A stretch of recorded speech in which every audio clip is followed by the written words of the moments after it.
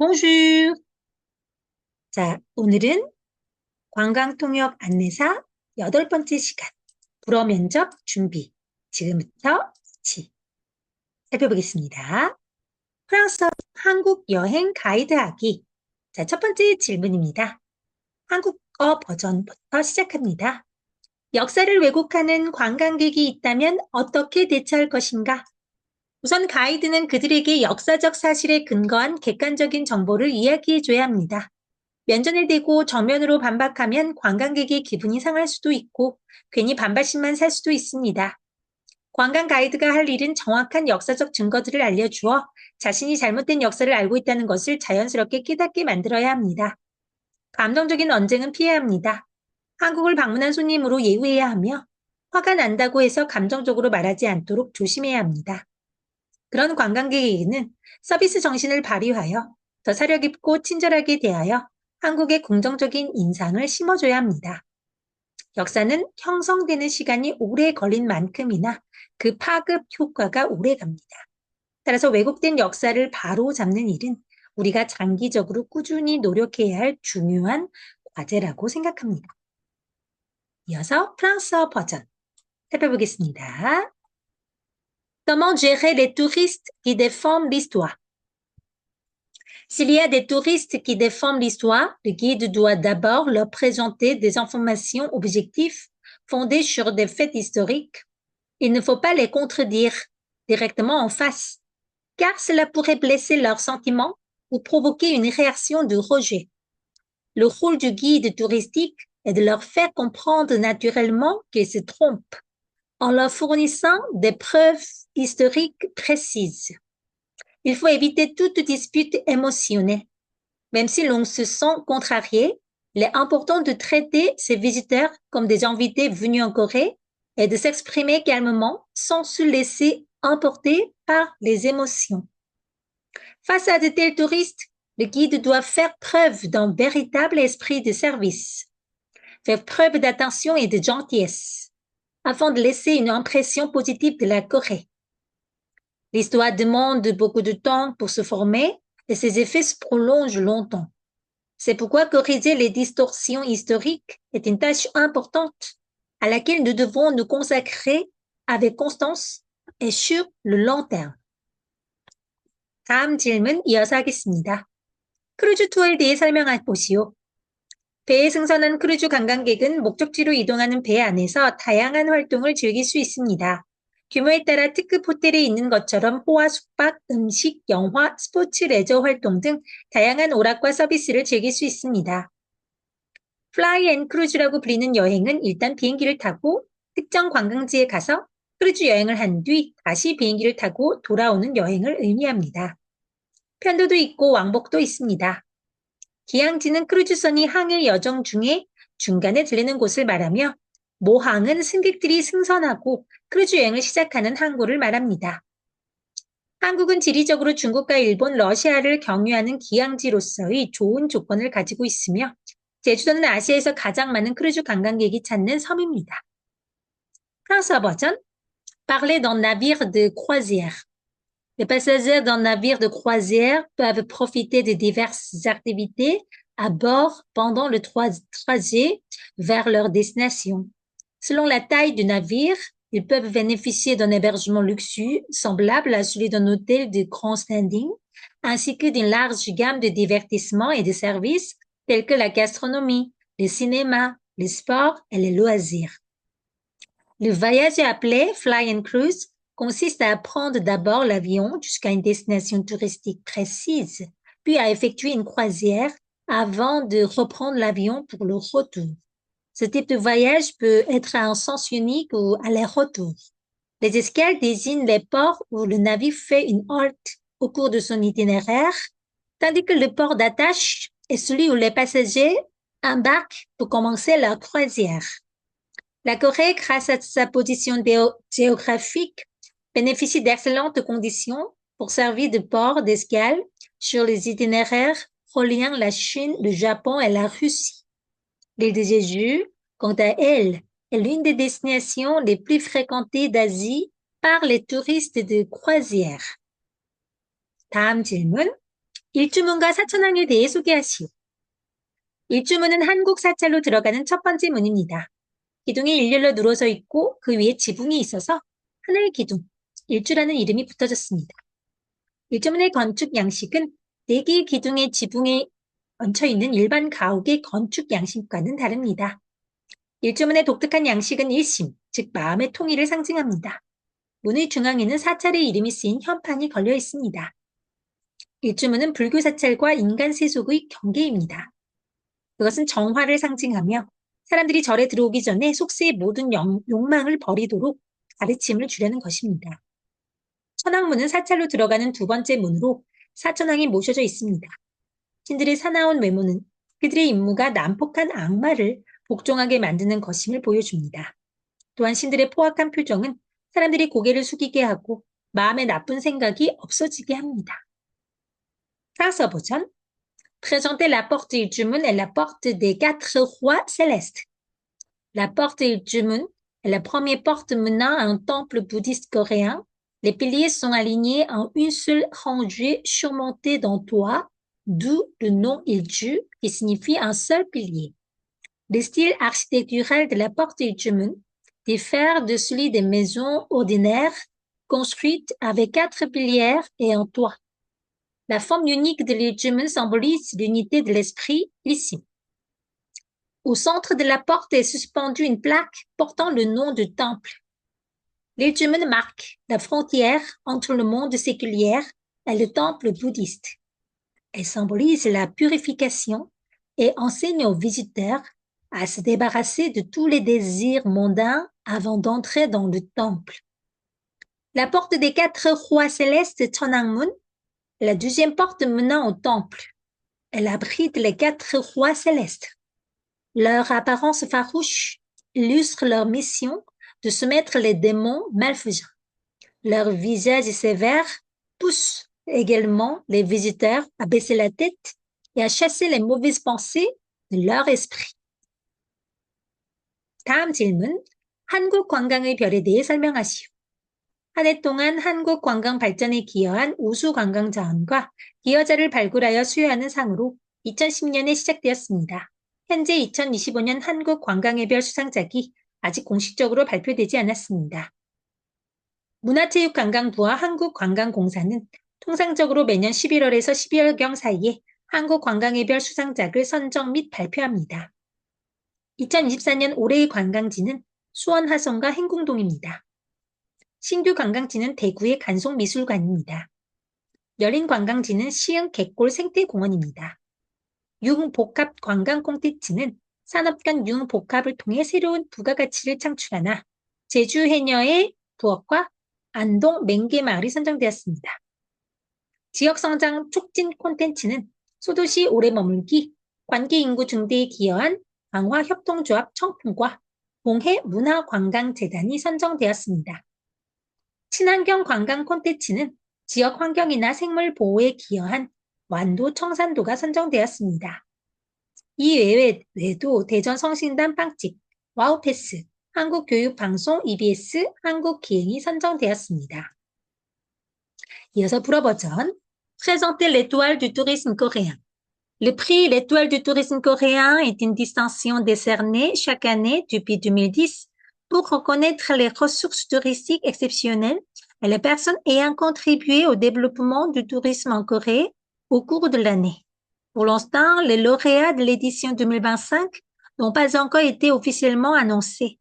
Le ministère de la Culture, du Sport et du Tourisme, ainsi que l'Office du tourisme de Corée, dévoilent habituellement les lauréats entre novembre et décembre. En 2024, les sites touristiques de l'année sont la forteresse de Suwon, Hwaseong et le quartier Haengundong. Le nouveau site touristique est le musée Gansong de Daegu. Le site touristique accessible à tous est le parc écologique de Siwa 갯골, dans la catégorie contenu touristique convergent qui récompense les créations combinant différents secteurs pour générer une nouvelle valeur ajoutée, ont été distingués la cuisine des plongeuses du Jeju et le village Menge d'Andong. Les contenus favorisant la croissance régionale, contribuant à l'augmentation de la population liée et au séjour prolongé dans les petites villes ont récompensé la coopérative Changpong de Kanhua et la Fondation du tourisme et de la culture de Donghae. Dans la catégorie du tourisme écologique, le Cheongsan-do de Wando a été sélectionné pour sa contribution à la protection de l'environnement et de la biodiversité locale. Enfin, d'autres distinctions ont été attribuées à la boulangerie Songsimdang de Daejeon, à Wow Pass et à l'émission Voyage en Corée, EBS Korea Travelogue. 다음 질문. 투어 일정 중 예정된 곳이 임시 휴일일 경우 어떻게 하겠는가? 방문 예정인 목적지가 임시 휴일이면 관광객들은 크게 실망하고 불평할 것입니다. 진심 어린 사과만으로는 문제에 대처할 수 없습니다. 저는 그것을 알릴 때 상황에 대처할 계획을 함께 말할 것입니다. 첫째, 저는 다른 날에 그 관광을 진행할 수 있는지 점검할 것입니다. 일정 변경이 가능하다면 고객들에게 양해를 구할 것입니다. 바뀐 일정에 따라 교통수단, 숙박, 식당과 시설물에 관련된 모든 예약일 변경과 확인은 필수입니다. 둘째, 일정 변경이 불가능하다면 원래 가려 했던 곳과 유사한 다른 관광지를 추천할 것입니다. 셋째, 머무르기로 했던 관광지에 할당된 시간 동안 다른 서비스를 제공할 수도 있습니다. 지역 특산물을 맛보거나 흥미로운 지역 문화 체험을 할 수 있는 기회를 제공한다면 고객들이 좋아할 것이라고 생각합니다. 프랑스어 버전. Que faire si un site prévu dans le programme de la visite est fermé exceptionnellement? Si le lieu prévu à visiter est fermé temporairement, les touristes seront très déçus et insatisfaits. Une simple excuse sincère ne suffira pas à résoudre le problème. Lorsque j'en informerai les visiteurs, j'expliquerai également le plan pour gérer la situation. Premièrement, je vérifierai s'il est possible d'effectuer la visite un autre jour. Si un changement d'horaire est possible, je demanderai la compréhension des clients. Selon le nouvel emploi du temps, il sera nécessaire de modifier et de confirmer toutes les réservations liées au transport, à l'hébergement, aux repas et aux installations. Deuxièmement, si le changement de programme est impossible, je recommanderai un autre site touristique similaire à celui initialement prévu. Troisièmement, pendant le temps initialement alloué à la visite annulée, je pourrais proposer d'autres services tels que la dégustation de produits locaux ou une expérience culturelle régionale intéressante. Je pense que les clients apprécieront ces occasions de découvrir la culture locale de manière enrichissante. 다음 질문. 관광통역 안내사로서 절대 하지 말아야 하는 행동에 대해 말해보시오. 첫째, 가이드는 시간이나 약속을 어겨서는 안 됩니다. 시간은 관광객에게 가장 소중한 것이라는 점을 늘 명심해야 합니다. 둘째, 관광객의 나라와 문화를 폄하하거나 비난하는 일을 삼가야 합니다. 고객들의 국적과 문화적 배경을 고려하여 인내심을 가지고 포용해야 합니다. 그러기 위해서는 고객이 속해 있는 나라와 그 나라의 문화에 대해 폭넓은 지식을 쌓아두어야 합니다. 셋째, 손객 수수료를 챙기기 위해 관광상품의 질을 떨어뜨려서는 안 됩니다. 관광객이 여행에 만족할 때 관광 가이드도 행복해질 수 있는 것입니다. 넷째, 관광객의 불평을 무시하면 안 됩니다. 그들은 여행이 끝난 후 불만족을 지인들에게 전할 것이며 그렇게 되면 당신은 결국 미래의 잠재적인 고객을 잃게 될 것입니다. 불어 버전. Parler des comportements d'un guide interprète touristique ne doit jamais adopter. Premièrement, un guide ne doit jamais manquer à un rendez-vous ni être en retard. Il faut toujours se rappeler que le temps est ce qu'il y a de plus précieux pour les touristes. Deuxièmement, il est interdit de dénigrer ou de critiquer le pays et la culture des touristes. Le guide doit faire preuve de patience ou de vertu d'esprit en tenant compte de la nationalité et du contexte culturel des clients. Pour cela, il est essentiel d'acquérir des connaissances approfondies sur le pays et la culture des visiteurs. Troisièmement, il ne faut jamais réduire la qualité des produits touristiques dans le but d'obtenir des commissions. Le bonheur du guide vient de la satisfaction des touristes. Quand les voyageurs sont heureux, le guide l'est aussi. Quatrièmement, il ne faut pas ignorer les plaintes ou les insatisfactions des touristes. S'ils repartent mécontents, ils risquent de partager leurs mauvaises expériences avec d'autres, ce qui ferait perdre au guide de futurs clients potentiels. 다음 질문, 안보 관광에 대하여 설명하시오. 안보 관광은 전쟁과 분단의 역사를 지닌 관광 자원을 가지고 관광객들이 분단의 현실을 체험하게 함으로써 통일과 평화의 소중함을 느끼게 하려는 목적을 지니고 있습니다.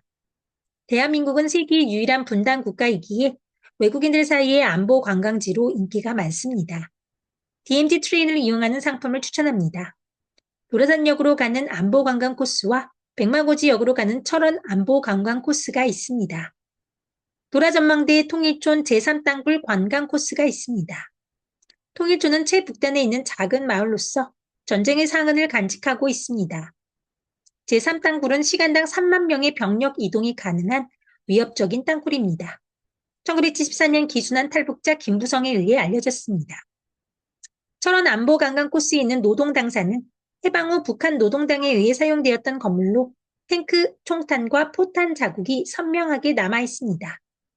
백마고지는 한국 전쟁 동안 가장 치열한 전투가 벌어진 장소로 알려져 있습니다. 불어 버전, parler du tourisme de sécurité.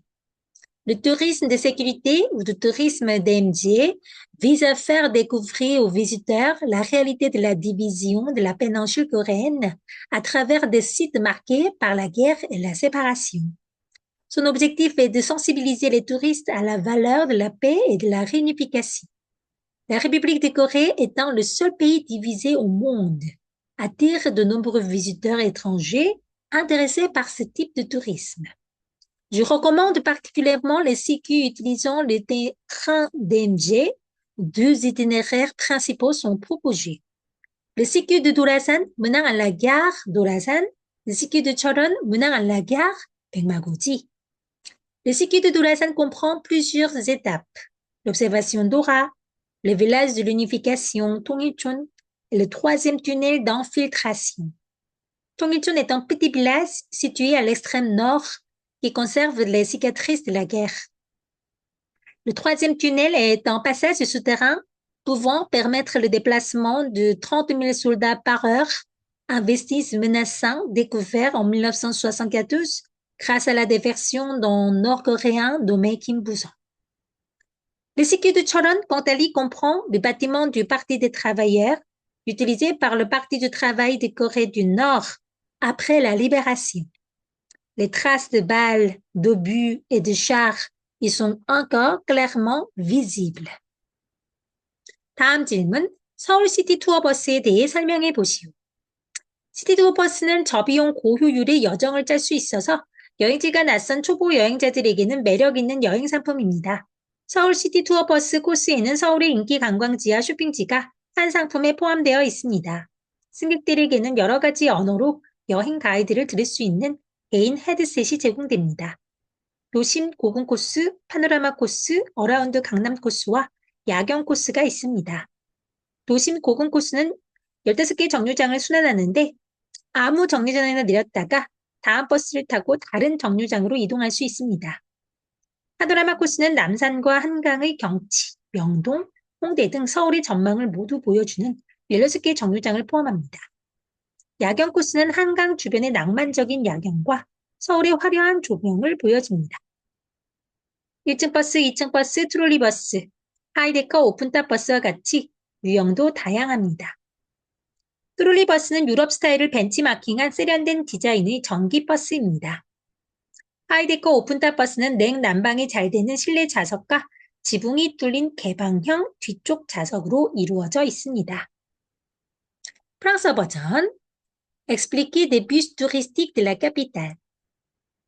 Les bus touristiques de la ville permettent d'organiser un voyage à faible coût et à haute efficacité, ce qui en fait un produit de voyage attrayant pour les voyageurs débutants qui ne connaissent pas bien leur destination. Le cycle de Seoul City Tour Bus comprend les sites touristiques et les zones commerçantes les plus populaires de Séoul dans un seul forfait. Les passagers disposent d'un casque personnel leur permettant d'écouter les commentaires du guide en plusieurs langues. Il existe plusieurs circuits. Le circuit du centre-ville et des palais royaux, le circuit panoramique, le circuit Orlando de Gangnam et le circuit nocturne. Le circuit du centre-ville et des palais royaux comprend 15 arrêts circulaires. Les passagers peuvent descendre à n'importe quel arrêt et reprendre le prochain bus pour se rendre à un autre arrêt. Le circuit panoramique comprend 16 arrêts et offre une vue d'ensemble sur Séoul, notamment sur Namsan, le fleuve Han, Myeongdong et Hongdae.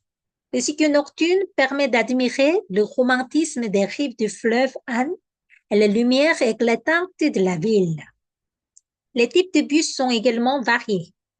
Bus à un étage, bus à 2 étages, trolleybus et bus impérial décapotable, high-tech open top. Le trolleybus d'un design élégant, inspiré du style européen, est un bus électrique. Le bus impérial décapotable est composé d'un espace intérieur bien climatisé et d'une partie arrière ouverte avec un toit ajouré. 다음 질문. 불국사에 대해 설명해 보시오. 불국사는 토암산 기슭에 있으며 신라시대 법흥왕 15년에 지어졌습니다. 불국사는 경덕왕 때 김대성에 의해 다시 지어져 대차례 모습을 갖추었습니다.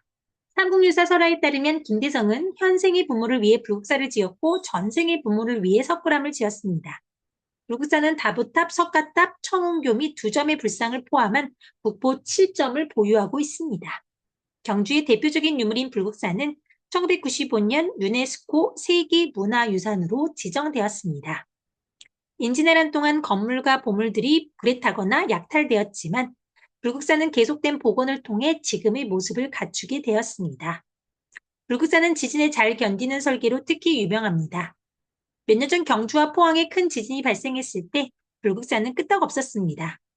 신라인들이 이미 지진 피해에 대비하여 내진에 강한 건축 기법을 사용했기 때문입니다.